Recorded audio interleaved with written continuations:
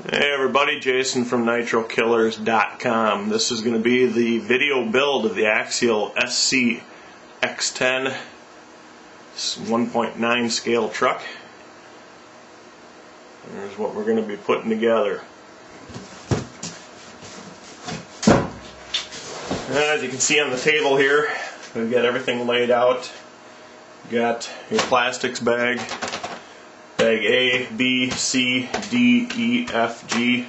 We got our tires and foams, the steel C-rails, steering servo we're going to be using, Castle B C unit. We also have the wheels here, and basically we can get going on this. We're going to start by getting some of this stuff out of the way here. Try to keep it somewhat in order.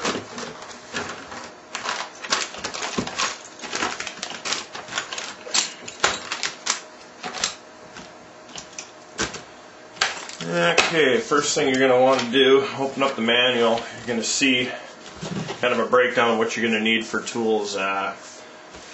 Basically, you're looking a 1.5 Allen wrench or hex head wrench, a 2.0, a 2.5, and a Phillips screwdriver, side cutters, body scissors, X-Acto knife, needle nose pliers.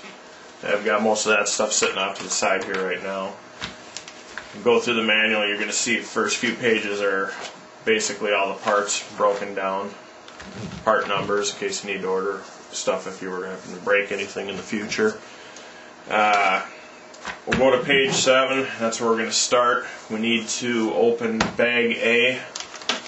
Bag A is going to have the axle inner pieces. We're going to be basically putting together the rear axle assembly first. The build will go in segments basically like that. We'll put together one axle assembly, we'll put together another axle assembly, we'll put together the transmission, and then once we have the main components together, then we'll go and assemble everything onto the chassis. You open up bag A, you're going to have a bag of screws with pins, bolts, another bag with the axle shafts, and the rear axle shafts, another bag with your diff gears, diff gear housings. The steel lockers kit does come with the new upgraded Axial steel lockers in it, which is really nice. And that's basically what we're going to do. Keep these from rolling away here. We'll cut these open. And I'm going to grab a tray here so nothing rolls off the table on me. Dump everything into that one for the gears. And we'll cut this one open with all the bearings and the axle shafts, and we're going to dump that right in here.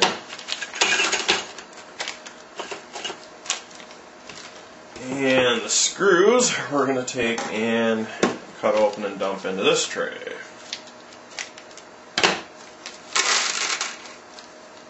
I like to do this that way I don't have screws rolling under the instructions manual or rolling away. Okay, first thing you need to do is find the 13-tooth bevel gear and bevel gear shaft. Set this right here for now.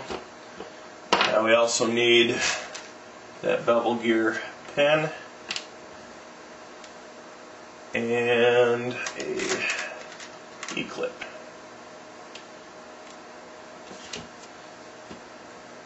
Take the shaft with the E-clip side. You'll see it's got a little ridge for it. Take and put the pin in. Slip the bevel gear down onto the pin, like so. Once you got that on there, then you can take and grab the E-clip very carefully.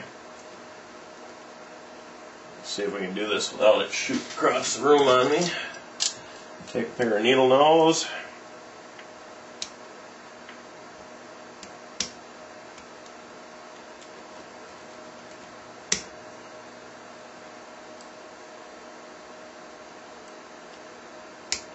And snap it on, just like so. Okay, once you got that built, you can set that aside. Now we're going to take and break out the rear shafts. We need a locker. We need a ring gear. And then we're going to need bearings. We need 2 of the larger bearings for the ring gear. And then we're going to need 2 of the smaller bearings at this point for the axle shafts. And we're going to need an axle housing for the next step. So I'm going to get this out of here.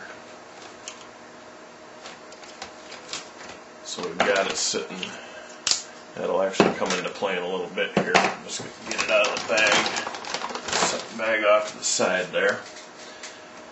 Okay, basically, we're also going to need a diff gasket here. We're going to put together the diff. This one here, they recommend grease on the axle shafts. There was some talk about this, actually what they want you to do, because in the other step for the front axle you'll see where they want it locked with thread lock. We're going to do thread lock on the rear one too and be done with it. So basically take your diff housing, take your locker and insert that into it. Pretty simple. Take the diff gasket, place that on. Take your ring gear. You can see the ring gear's got a couple of pins sticking out or studs on it. Those go into the notches on the diff case. You may actually have to slide the gasket over that first and then stick it on there. Okay. Make sure that the diff housing is sitting level. And then you're going to want to go and grab 4 of the 2x10mm screws for the diff housing, or for the ring gear.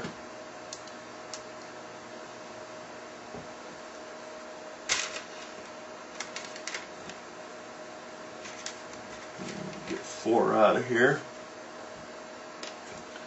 Set them down here. These are 2x10s, they're real small. You need your 1.5 Allen wrench or hex head wrench.